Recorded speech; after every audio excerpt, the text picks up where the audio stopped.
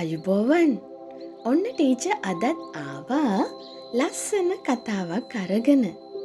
ඔන්න පුතේ එකමත් එක කාලෙක එක ගමක හිටියා හරිම අහිංසක ගමරාල කෙනෙක්. එයා හරි මහන්සියෙන් වැඩ කරන හිතේ කිසිම කපටිකමක් නැති හරිම අහිංසක මිනිස්සෙක්.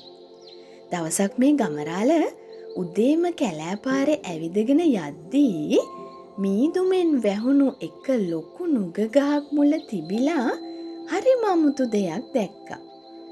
ඒක රත්තරන් පාටින් දිලිසෙන සියුම් කැටයම් තිබ්බ අමුතුම මංජුසාවක්.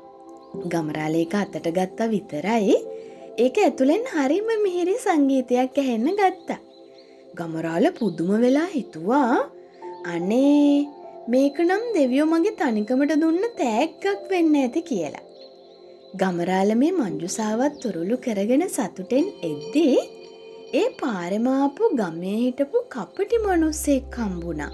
කවුද දන්නවද? එයා තමයි කිරිහාමි.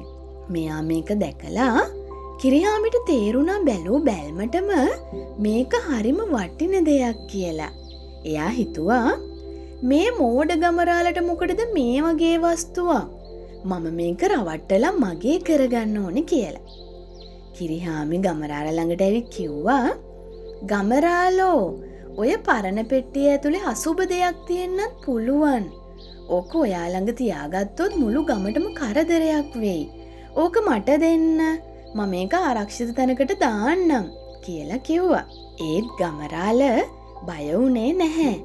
ගමරාල කිව්වා නැහැ කිරිහාමි උන්නේ.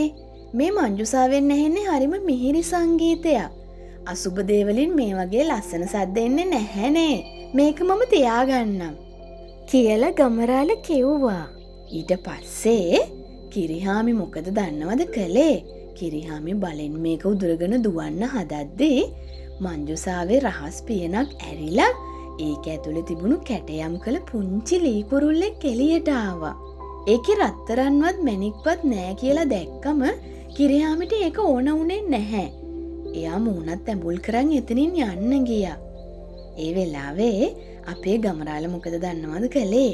එයා ආයෙත් ඒක අතට අරන් ඒ සංගීතයට සවන් දෙමින් සතුටින් Tamanගේ ගමන ගියා. දන්නවද පුතේ? මේ කතාවෙන් අපිට ආදර්ශයක් ගන්න පුළුවන්. ඒ මොකද්ද දන්නවද?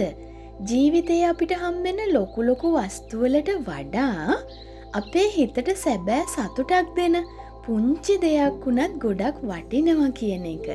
ඒ වගේම තමා ලෝභීකම නිසා මිනිසුන්ට මගහැරෙන්නේ ජීවිතයේ සැබෑ සුන්දරත්වය කියන එක.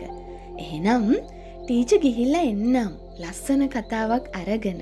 ඔයාලා හැමෝටම තෙරුවන් සරණයි.